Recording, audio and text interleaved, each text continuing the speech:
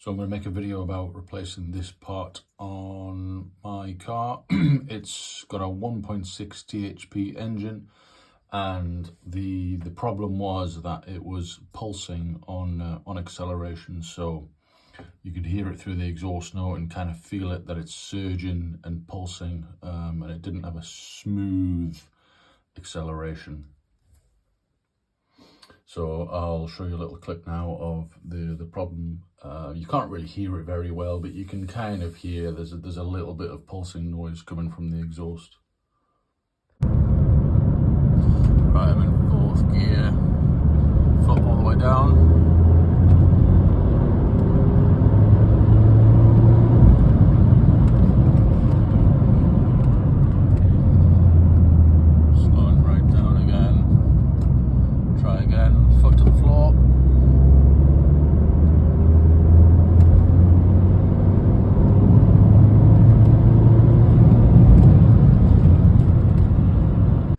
So the car that I have been working on is a Peugeot 208 GTI, but I believe this 1.6 THP engine is in quite a few different vehicles.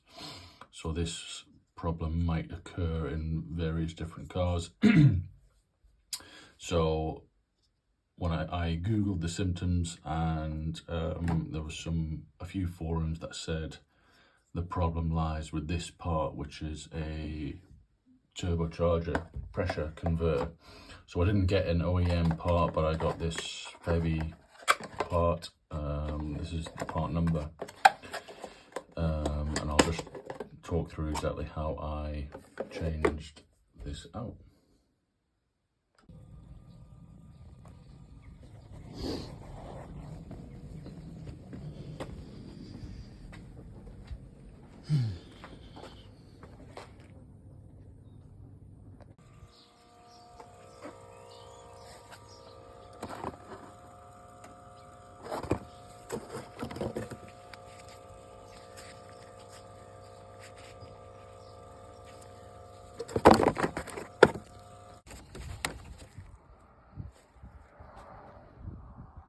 So first thing, because we're going to be working right next to the starter motor, I disconnected one of the connections from the battery, just in case I accidentally shorted across the starter relay and turned over the engine.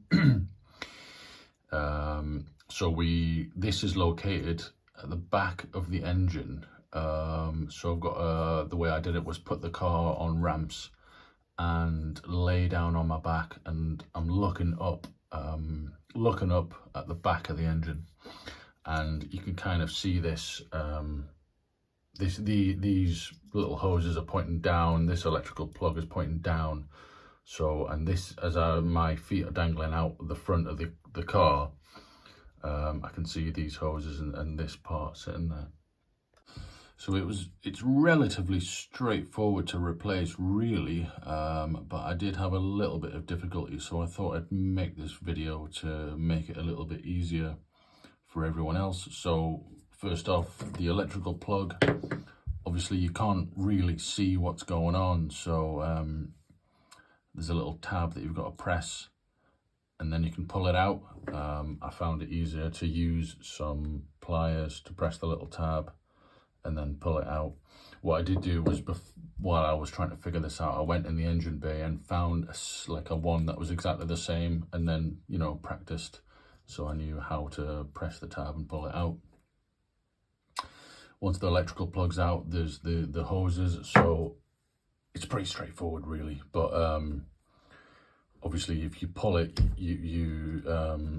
it's hard to pull them off because they're stuck on there. So I just used this little hook tool to I just worked my way around and pulled the hoses off. Pretty straightforward, really, just like that. And then once I got all the hoses, very important actually, I marked the hoses.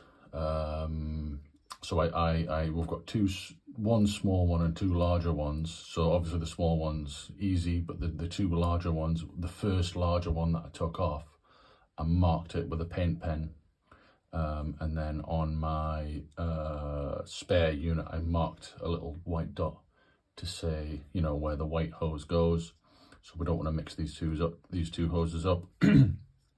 So hose is off, and then I couldn't figure out for a long time how to get this bloody thing off, because it was just, you know, you can't see what's going on. So you'll see the next clip.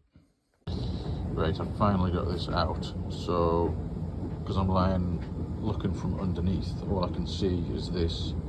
I couldn't figure out how the bloody thing is like held in. So I tried pulling it and moving it and everything. Basically there's like a metal tab that goes through this slot. So as you're looking at it, you try and push it that way. So push it kind of like towards the electrical connector to slide out this tab from this slot. So as you're looking up, push the thing to your left, and then it should come out.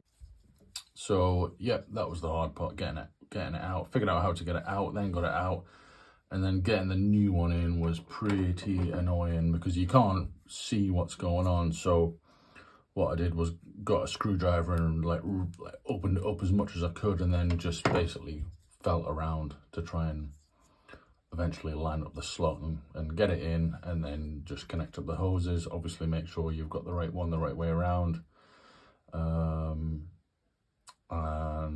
connect up the plug, and that's it.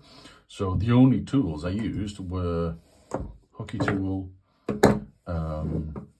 pliers, and I did disconnect the cable from the starter motor, so with a 13mm ratchet, and that is it. I didn't need any special tools, but it did take me a little while. Hopefully with this video it makes it easier for the next person.